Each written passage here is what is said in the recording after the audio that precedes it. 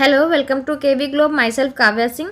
आज 2 सितंबर 2022 का current affair discuss करेंगे। उसमें जो टॉपिक कवर किए हैं आज हमने, 2022 में G20 की अध्यक्षता है, किसने कौन करेगा, कौन सा देश। दुनिया का सबसे बड़ा कार्बन फाइबर प्लांट जो लगेगा, इसके बारे में समझेंगे, किस कंपनी द्वारा लगाया जाएगा। थाईलैंड में भारत के जो राजदूत नियुक्त हुए हैं, राष्ट्रीय पोषण सप्ताह, नुआखाई उत्सव हो गया, मेघदूत वायुमंडलीय जल जनरेटर कियोस्क ये लगाया गया मेघदूत, मांगत्यावल्य थांडा पंचायत और पहले आदिवासी उपन्यासकार जो थे उनका हाल ही में निधन हुआ है, कौन थे। भारतीय ओलंपिक संघ के नए अध्यक्ष नियुक्त किए गए हैं। तो ये सारे टॉपिक आपके जो इंटरेस्टिंग भी हैं और एग्जाम के लिए इम्पोर्टेंट भी हैं, इसलिए इसके बिल्कुल भी मत करिएगा, लास्ट तक देखिएगा। और करंट अफेयर स्टार्ट करने से पहले हम कल की क्लास का एक बार जल्दी से रिविजन कर लेते हैं। कल जो हमने क्वेश्चन कवर किए थे वो क्वेश्चन थे, दुनिया के तीसरे सबसे जो अमीर व्यक्ति बने हैं भारतीय व्यवसाय में से, तो कौन बने हैं। तो ये थे गौतम अडानी। गौतम अडानी दुनिया के तीसरे सबसे अमीर व्यक्ति बने हैं भारतीय व्यवसाय में। 100 साल के अंतराल के बाद दूसरा रेलवे स्टेशन किसे मिला है, किस राज्य को। तो ये नागालैंड में बना है। 100 साल के अंतराल के बाद दूसरा रेलवे स्टेशन है ये। दुनिया का सबसे बड़ा धार्मिक स्मारक कहाँ बनेगा, ये पश्चिम बंगाल में बनेगा। राष्ट्रीय संसदीय संघ के जो कोषाध्यक्ष नियुक्त किए गए हैं, ये अनुराग शर्मा नियुक्त किए गए हैं। सीएम उद्योग खिलाड़ी उन्नयन योजना किस राज्य में शुरू की गई है, तो उत्तराखंड में शुरू की गई है। ई समाधान पोर्टल किसके द्वारा शुरू किया जाएगा, तो ये विश्वविद्यालय अनुदान द्वारा शुरू किया जाएगा। ये थे कल के क्वेश्चन जिनका हमने क्विक रीजन कर लिया है। अब आज की क्लास शुरू करने से पहले आपके लिए एक क्वेश्चन है। हाल ही में किस प्रदेश की पुलिस ने अगस्त 2022 में एक online mobile application JK e Cop launch किया है। तो इसका सही आंसर आप लोग कमेंट बॉक्स में कमेंट करके दीजिए। इस क्वेश्चन में ही आपका आंसर दिया हुआ है, इसलिए ध्यान से इस क्वेश्चन को पढ़िएगा और कमेंट करके आंसर दीजिएगा। तब तक हम लोग क्वेश्चन कवर करते हैं आज के। पहला क्वेश्चन है, 2022 में G20 की अध्यक्षता कौन सा देश करेगा। 2022 में G20 की जो बैठक होगी वो इंडोनेशिया के बाली में होगी। तो इसका सही आंसर हो जाएगा ऑप्शन है इंडोनेशिया। इसमें जो विदेश मंत्री हमारे S जयशंकर वो शामिल होंगे। इस यात्रा के दौरान विदेश मंत्री G20 के अन्य सदस्यों और आमंत्रित देशों के अपने सहयोगियों के साथ अनौपचारिक रूप से मिलने की उम्मीद है। G20 FMM में विदेश मंत्री की भागीदारी के जो परिणाम स्वरूप G20 सदस्य देशों के साथ भारत की बातचीत में सुधार होने की उम्मीद है। नेक्स्ट क्वेश्चन है, कौन सी कंपनी दुनिया का सबसे बड़ा कार्बन फाइबर प्लांट लगाएगी। तो ये जो कार्बन फाइबर प्लांट लगाया जाएगा, तो ये दुनिया का सबसे बड़ा कार्बन फाइबर प्लांट होगा। और ये कौन सी कंपनी लगाएगी, तो ये रिलायंस इंडस्ट्रीज लगाएगी। तो इसका सही आंसर हो जाएगा option A Reliance industries. Reliance industries के चेयरमैन मुकेश अंबानी ने गुजरात के हजीरा में भारत का पहला और दुनिया का सबसे बड़ा कार्बन फाइबर प्लांट लगाने की घोषणा की है।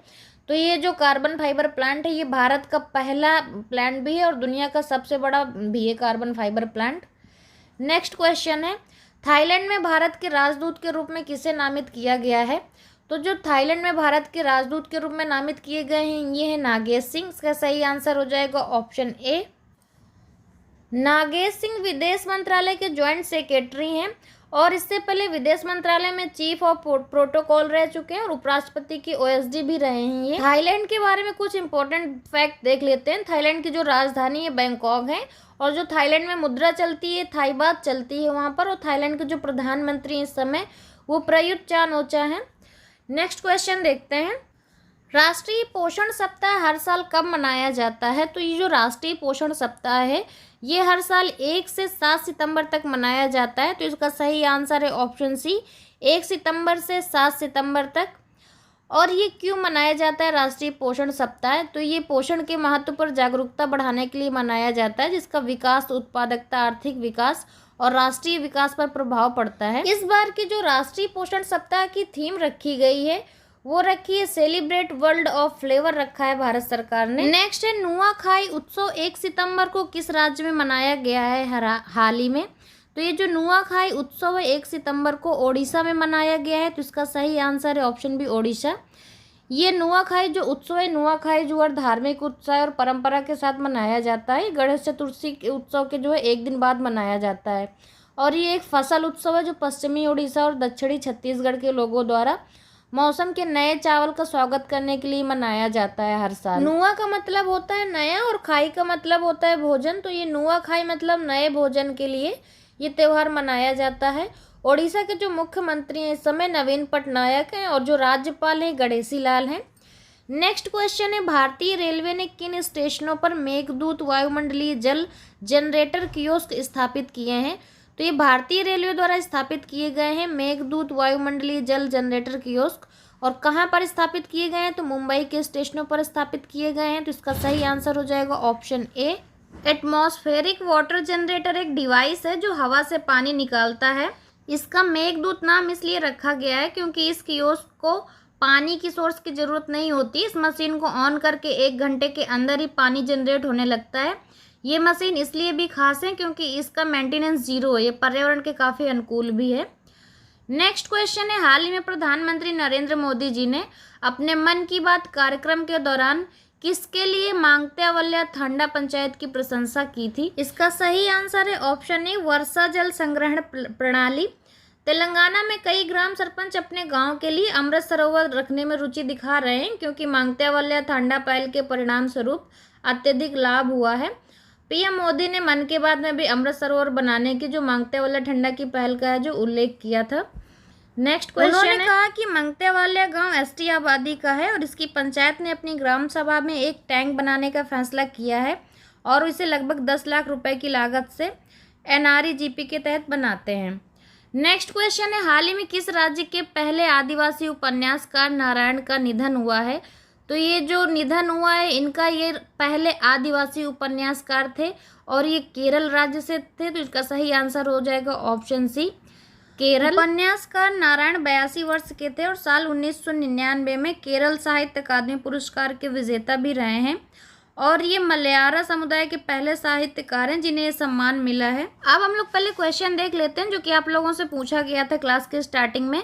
मैंने क्वेश्चन पूछा था कि हाल ही में किस प्रदेश की पुलिस ने अगस्त 2022 में एक ऑनलाइन मोबाइल ऐप जेके ई कॉप लॉन्च किया है, और मैंने ये भी बोला था कि क्वेश्चन में ही आपका आंसर दिया हुआ है। तो ये जो जेके ई कॉप है मीन्स जम्मू कश्मीर है। तो ये जम्मू कश्मीर पुलिस ने लॉन्च किया है मोबाइल एप्लीकेशन, और ये जो ऐप है आम नागरिकों को शिकायत दर्ज करने से लेके एफआईआर की कॉपी डाउनलोड करने तक सारी सेवाओं का ये जो उपयोग करने में सक्षम बनाएगा। तो इसका सही आंसर हो जाएगा जम्मू कश्मीर। और एक इम्पोर्टेंट नोट है आप लोगों के लिए, बहुत सारे लोगों की मेल आ रही है कि आपका नोटिफिकेशन नहीं आता है वीडियो का। आप लोगों ने सब्सक्राइब तो किया हुआ है चैनल को, लेकिन बेल आइकॉन दबाने के बाद सेलेक्ट ऑल नहीं किया हुआ, इसलिए नोटिफिकेशन आपको नहीं मिलता है। तो बेल आइकॉन ज़रूर दबा दिया करिए, उसके बाद सेलेक्ट ऑल ज़रूर प्रेस कर दिया करिए, जिससे आपको नोटिफिकेशंस आने लगेंगे।